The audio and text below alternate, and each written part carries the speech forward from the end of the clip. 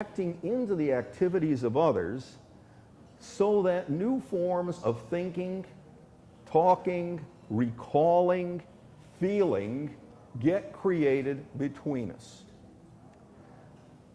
Now, if you take that interactive stance, even if you don't happen to like swallowing frogs, but if you swallow the message a bit, talk a little bit more about what's basic in this process. One of the things basic in the process, and this is another line from John Dewey, says all communication has two dimensions all the time. It has an instrumental dimension, that is getting certain things done, whether that's achieving some trivial end like a greeting, although I don't think that's really so trivial. That's what keeps relationships alive. Getting work done, agreeing on where we're going to do lunch or whatever. But there's also, he says, always present an aesthetic dimension. And that I haven't heard talked about yet very much here, unless it was a panel I didn't manage to get to. So if you want to say, we've been there, good, I can make this shorter. You'll get to make it shorter then. You know, what's the most basic description of what music is? It's organized sound. What's dance? Organized movement. Now, our sounds, our movements may be quite prosaic, maybe not particularly important to focus on, but that might be the most important thing to focus on. Let me give you a couple reasons why I think so.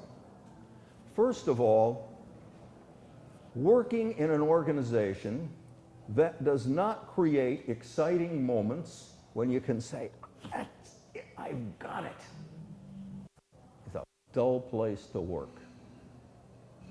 One of the things I think that the computer revolution has done to some communication departments is nobody's in the hallway anymore. I remember when we started working on this stuff, people come running down the hall, I got an idea for a study. Hey, I took that data, and listen, have you thought about it this way? And there was a lot of electricity and a lot of excitement.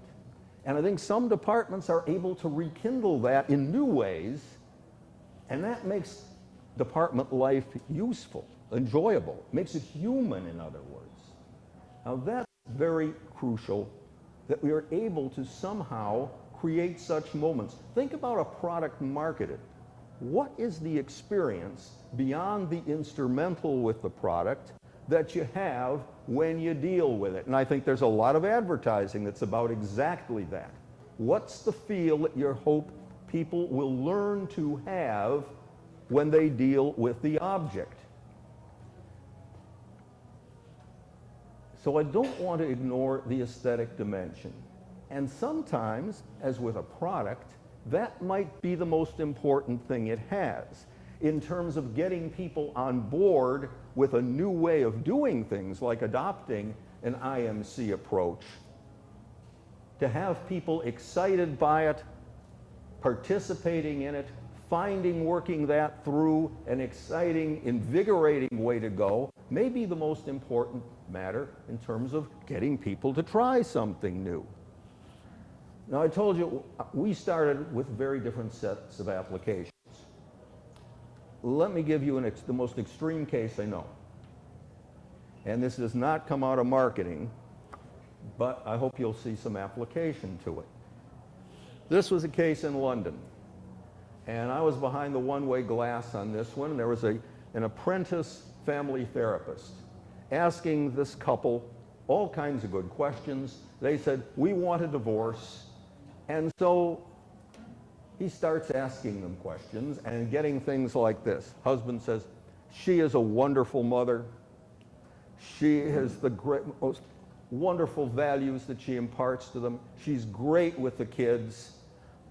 She is a helpmate to me. She appreciates what I do and helps me in my work. You name it. Every positive thing you could possibly imagine, she says. Turns to the wife. What about him? Oh, he's just terrific with the kids. He works hard. He's thoughtful. He's kind. And every question evokes nothing but positives. And the poor apprentice interviewer is going, what the hell? So as our practice with this kind of work, we suggest we take a break, have the family go have coffee, and we all meet behind the one-way glass. And this is what got us onto the aesthetic emphasis. And we look at this, and he says, well, help me. And we say, God knows how to help you right now. Well, being a communication type, this is no insight. This was just, I couldn't think of anything else to suggest. I said, turn off the sound, because we videotaped, it was back in the days of tape. Turn off the sound, play it back with no sound at all, and play it back at higher speed. And what we saw was the ugliest dance you have ever seen. If you think about 12-year-olds who go to a school dance and they don't know where, and it's ballroom, and they don't know where to put their hands, and they trip over each other because one person cannot be competent alone. Guy would put his arm around his wife's back, and it would fall off. And then she would go over like that, and she'd go to take his hand, and his hand would fall limp. And they gradually get farther and farther apart, not great distances, but the chairs start moving like this. Every effort at any kind of physical intimacy failed. We looked at each other, we said, stop asking these questions about the family finances. How do you raise the kids? What are their values? Blah, blah, blah. Ask aesthetic questions. Ask, when is the last time you had created a truly moving, powerful moment together? He started with that question, and the two of them kind of chuckled and looked at each other and started thinking. Now, these folks have been married for, how long were they married? 7 years, and they had dated 2 years before that. And finally, one of them says, I think we might have had a moment like that a couple of months before the marriage. And, yeah, maybe. Well, you get the idea. What's wrong there? The impediment to moving in new directions was not so instrumental, it was aesthetic.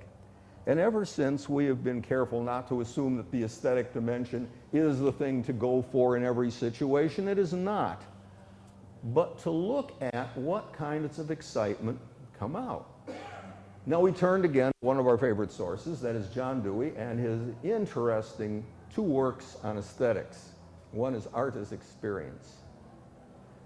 In Art as Experience, one of the things he talks about is not only the rhythm and movement of everyday life, but achieving what he calls a consummatory moment. Now, what did he mean by that?